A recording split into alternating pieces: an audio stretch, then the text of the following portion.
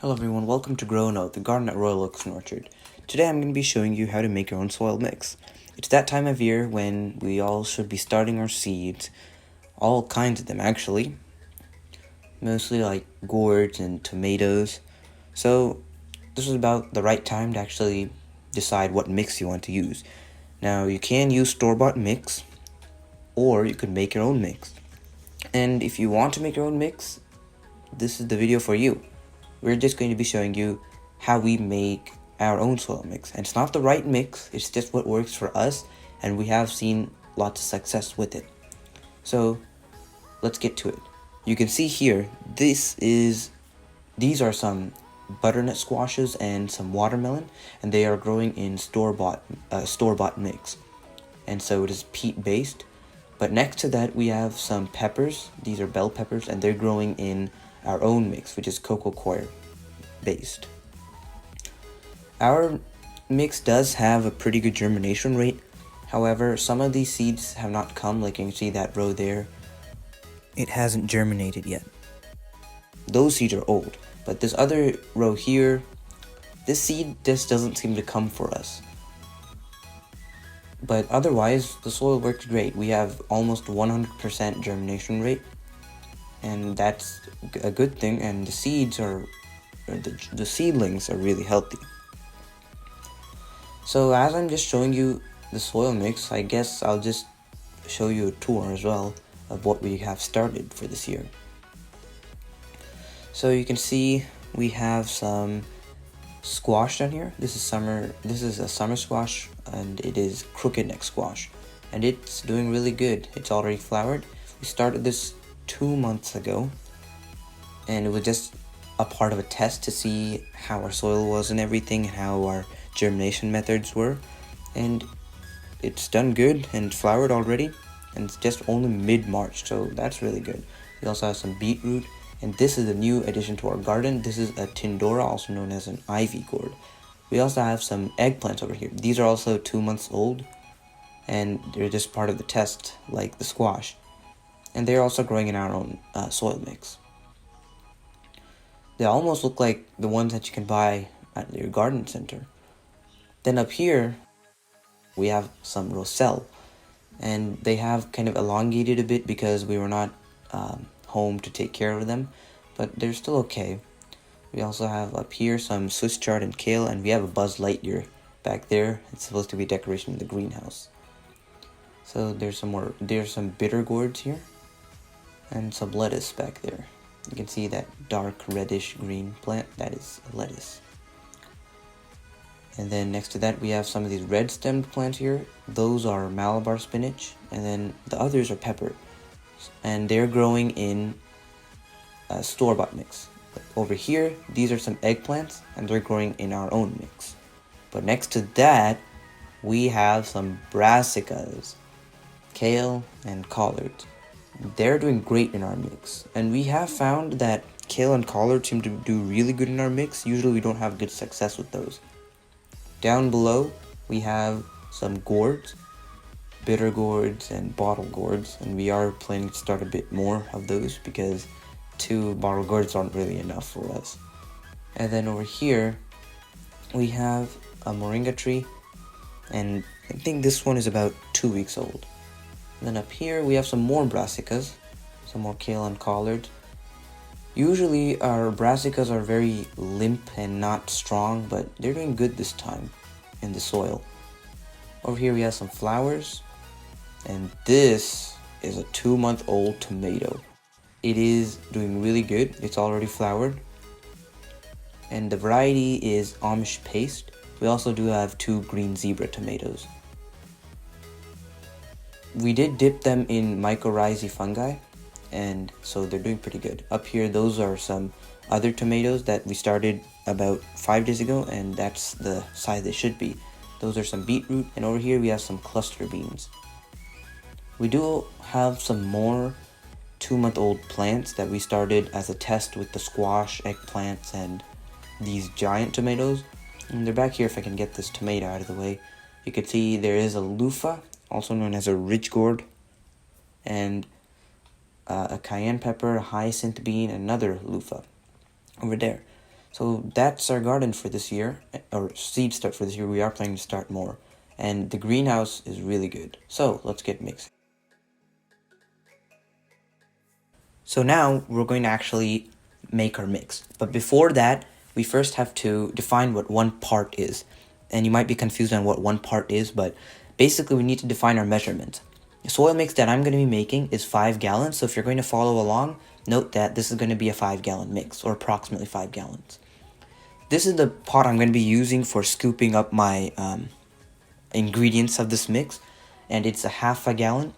For me, 1 part would be 1 gallon, so this is basically a half a part. So to get 1 gallon or 1 part, I would have to scoop up whatever I'm scooping 2 times. Now we need to actually find a place to mix our soil. I wouldn't recommend doing it on the ground, but if you have no other choice, the ground is okay. It's just that the ground can have lots of fungi and germs and bacteria and everything, so you wouldn't really want that to get into your seedlings. It could hurt your seedlings. A wheelbarrow is also a good option.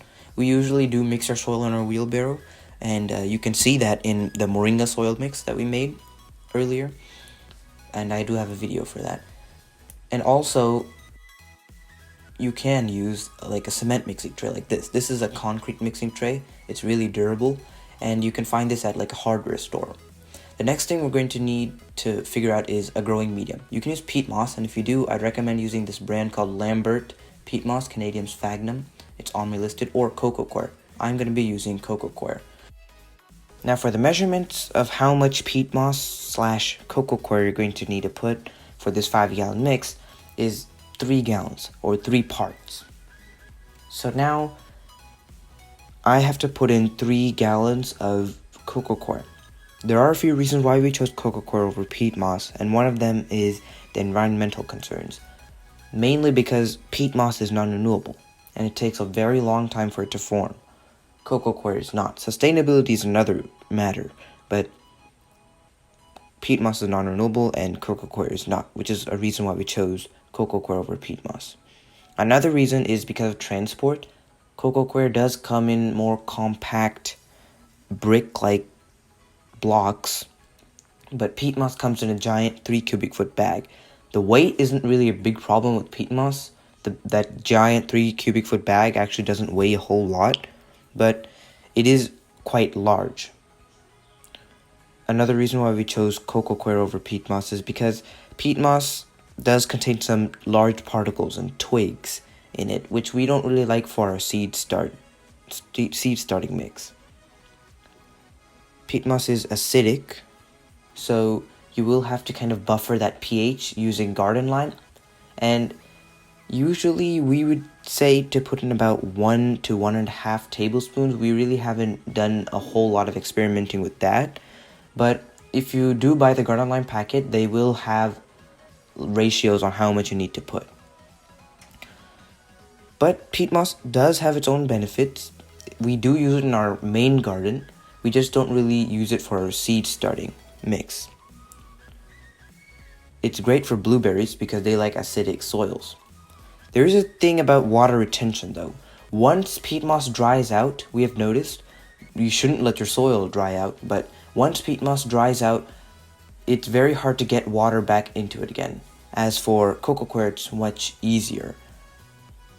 Peat moss you'll have to soak peat moss for a very long time. Once we let peat moss soak overnight, and it took almost 24 hours for it to fully soak. But coco coir took much less time than that, which is why we chose coco coir over peat moss. But once peat moss and coco coir have water, the water retention is the same, so they're equal in that aspect. Now you may have noticed that I put in 6 of these pots, and that's going back once again to the pot size. So remember, for me, 1 part would be 1 gallon. Since I'm only using a half-gallon pot, I will have to put it in 6 times. 6 times 1/2 is 3, and we need 3 gallons. So that's how I got 6 pots. The next thing you're going to need to add would be vermiculite and perlite. And these are kind of like your water holders. They also help your soil to hold in more water. The The first thing I'm going to add would be vermiculite, and you don't need to worry about the order. I'm just adding in vermiculite first. Vermiculite is a silicate material, and its main job is to hold in water. It will kind of expand and become a bit spongy, because pretty much all it does is hold in water, and that's pretty important, especially if you have seedlings. And the amount of vermiculite, well, that would be about 1 gallon or 1 part to a half a gallon or half a part. We're only putting in a half a part. And if you don't have vermiculite, because vermiculite is pretty expensive, you can use perlite. Vermiculite and perlite can be used interchangeably. The next thing would be perlite. And perlite is a volcanic glass that's rapidly cooled, and its main job is also to hold in water, but it also does another thing, which is aerating your soil. And that's really important, especially for your seedlings, and it's just good in general. It helps your root development in plants. And the amount of perlite you'd add, well, that would be about 1 gallon or 1 part, same like vermiculite. Both vermiculite and perlite should come to be about 2 parts or 2 gallons, or you can put in 1.5 parts, which is what we're doing. Now, the dust that comes from both of these materials is pretty dangerous because it's basically rock dust, so you should probably wear a mask when mixing or dealing with these materials or ingredients. Now we're done with our major gallon-wise components, and we're going to be moving on to more of our fertilizers. Now, a cheap place to find vermiculite and perlite would be a place like your local farmer store or a co-op, and which is where we got our vermiculite and perlite from. They have a really good price on a really, almost like a wholesaler. They have a really good bulk price.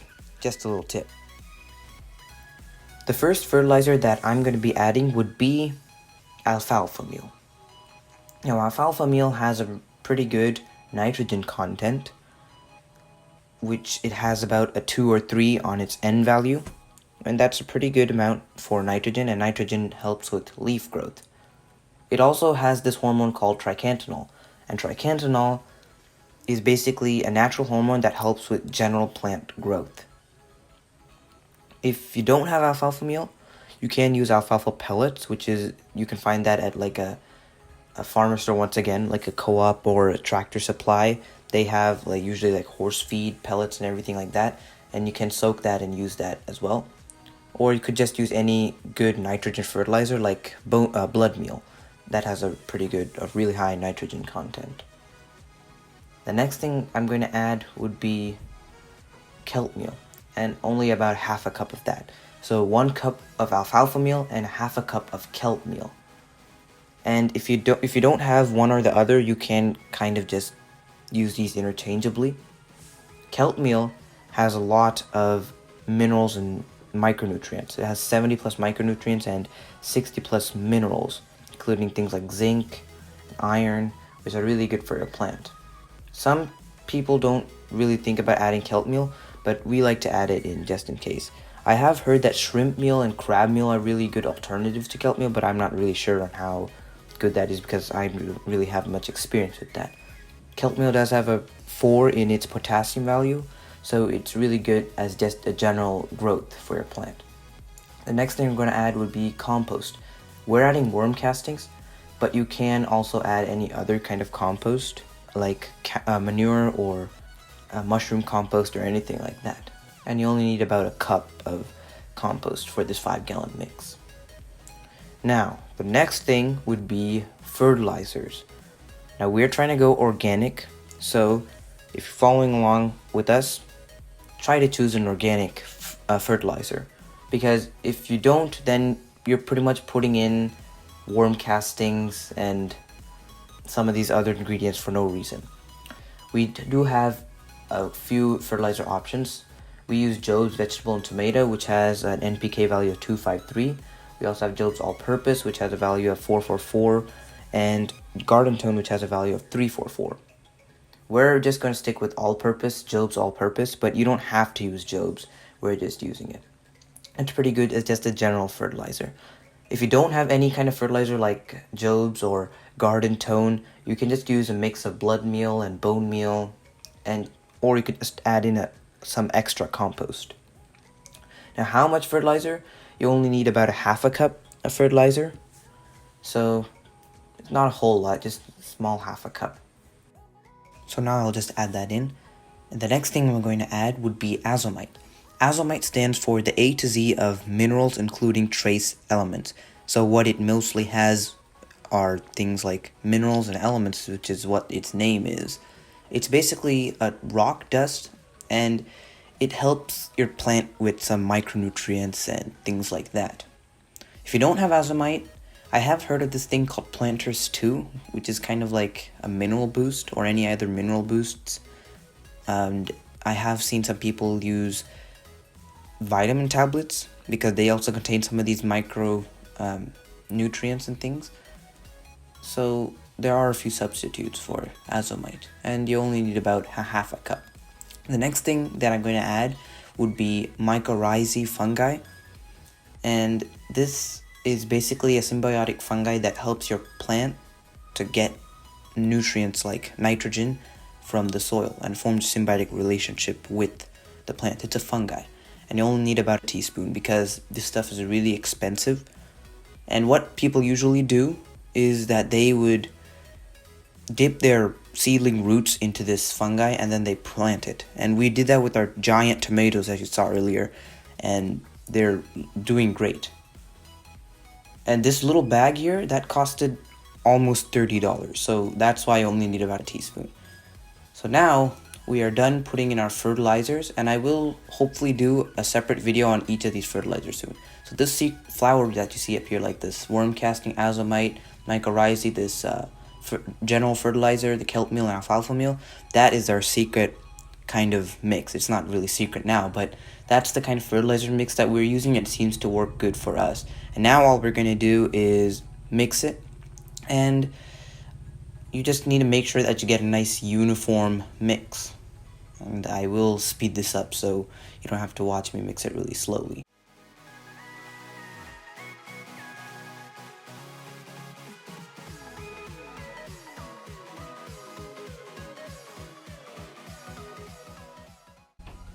So just remember to get all the way down to get that coco coir from the bottom.